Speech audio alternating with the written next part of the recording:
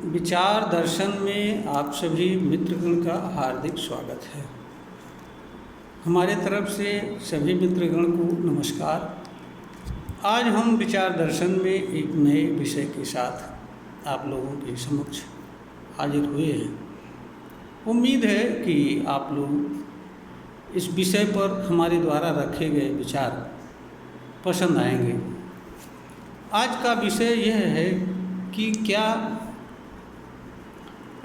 एक समान जनसंख्या नियंत्रण कानून आज के समय की मांग है। जीवन जीने के लिए भौतिक साधनों की ज़रूरत होती है। ईमानदारी से देखा जाए तो भौतिक साधन दो तरीके के होते हैं, एक नेचुरल साधन और एक कृत्रिम साधन। नेचुरल साधन धरती एवं अन्य जीवन जीने से जुड़े साधन होते हैं। भौतिक साधनों में कोई विकास नहीं होता है, जो रहता है वही रहता है।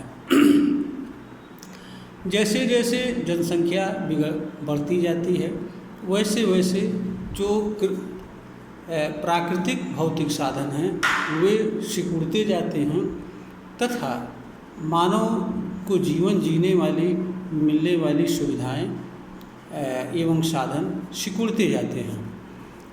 जहाँ तक कृत्रिम साधनों की बात है उसके भी बढ़ाने की एक निश्चित सीमा होती है। यहाँ पर एक विचारणीय प्रश्न यह भी है कि मानव जो भी कृत्रिम साधनों का विकास करता है वह धनात्मक रूप में होता है, उसका विकास धनात्मक रूप में, किंतु जनसंख्या का बढ़ना गुणात्मक रूप में होता है। इसलिए जो भी भौतिक साधनों का मानव समाज द्वारा विकास किया जाता है वह सभी भौतिक साधन जनसंख्या के सामने बौने साबित होते हैं, क्योंकि जनसंख्या गुणात्मक रूप में बढ़ती है और भौतिक साधन धनात्मक रूप में। इसलिए कितना भी मनुष्य कृत्रिम भौतिक साधनों का विकास करता जाए फिर भी वह मानव के जीवन जीने के लिए साधनों का अभाव होता जाता है और धीरे धीरे सिकुड़ता जाता है। कृत्रिम साधनों के भी विकास की एक सीमा होती है, जमीन के पैदावार की भी एक सीमा है। यह सही है कि हमने तकनीकी का विकास के साथ साथ काफ़ी पैदावार बढ़ाया।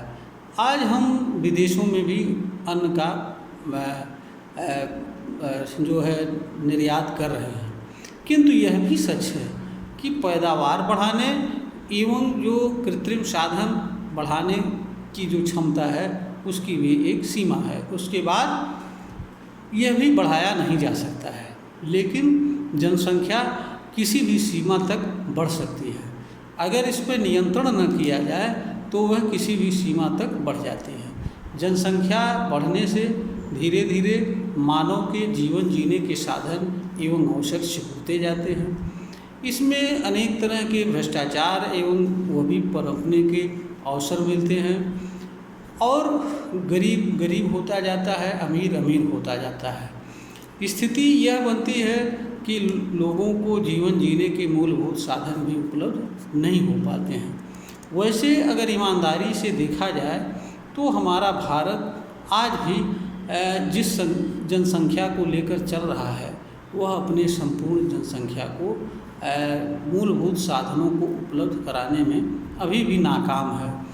अब मान लीजिए इसके बाद भी ऐसे ही बढ़ती जाती है तो स्थिति और भी बद से बदतर होती जाएगी। मानव जीवन का अर्थ केवल जीना ही नहीं होता है, बल्कि बेहतर और सुव्यवस्थित तरीके से जीना होता है और समझदारीपूर्ण जीवन जीना होता है।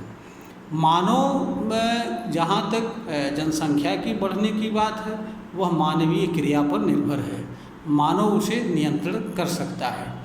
जहाँ तक सरकार की बात है कि सरकार एक कानून बना करके नियंत्रित करने का प्रयास करती है और नियंत्रित करती भी है।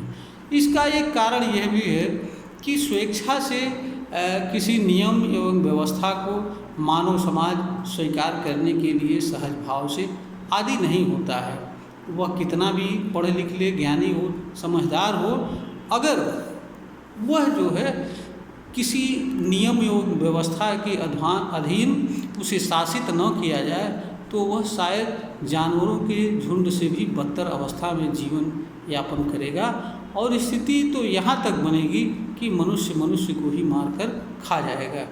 इसलिए जनसंख्या जो नियंत्रण है वह जनता स्वेच्छा से भी नियंत्रित कर सकती है, लेकिन हमारे देश की सोच एवं विचारधारा है उसमें यह चीज़ संभव नहीं है।